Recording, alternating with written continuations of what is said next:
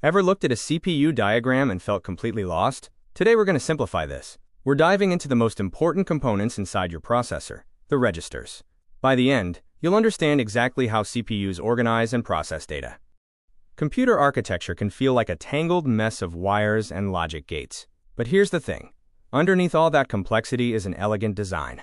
Our goal today is simple. Build a clear mental model of CPU registers and understand why each one exists. Before we meet the registers, we need to understand the system's blueprint. This CPU has a memory with 4096 words, and each word is 16 bits. These two numbers, 4096 and 16, dictate everything. They determine how many registers we need and how big they should be. Here's the key insight.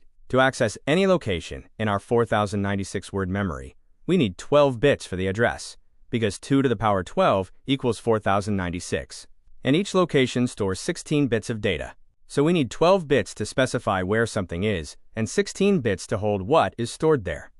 First up, the address register, or AR. This register holds the memory address of the word we need to access. It's 12 bits because it must point to any of the 4096 memory locations. Think of it as your GPS. It tells the system exactly where to go. Next, the data register or drive. This is a temporary buffer that holds data being transferred to or from memory. It's 16 bits because it needs to hold one complete word of data. Data comes here first, before moving anywhere else. The program counter, or PC, always holds the address of the next instruction to be fetched and executed. It's 12 bits because it stores an address. The PC keeps the program moving forward, one instruction at a time. The accumulator, or AC, is where the action happens. It's a high-speed workspace that stores intermediate data and results from the ALU. When you add two numbers, the result lands here. It's 16 bits because it holds actual data, not addresses. The instruction register, or IR, holds the current instruction while it's being decoded and executed by the system. It's 16 bits because an instruction is the size of one memory word. This is what the CPU is working on right now.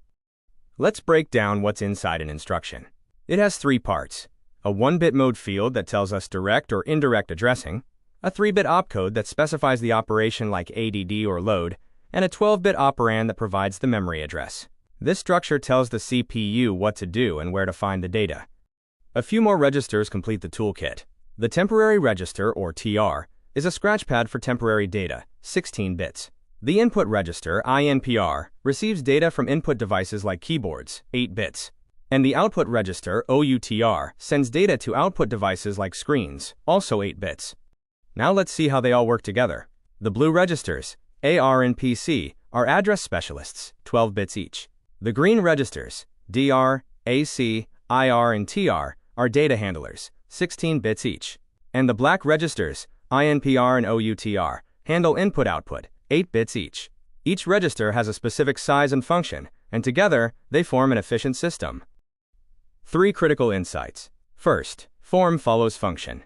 A register's size isn't random, it's determined by its job. AR needs 12 bits for addresses, DR needs 16 bits for data. Second, the blueprint is key.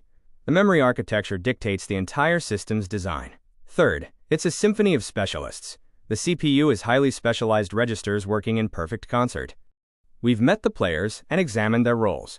In the next video, we'll see how they work together in a perfectly choreographed sequence, the instruction cycle, to bring a program to life. That's where it all comes together. If this helped clarify registers, hit subscribe. Thanks for watching.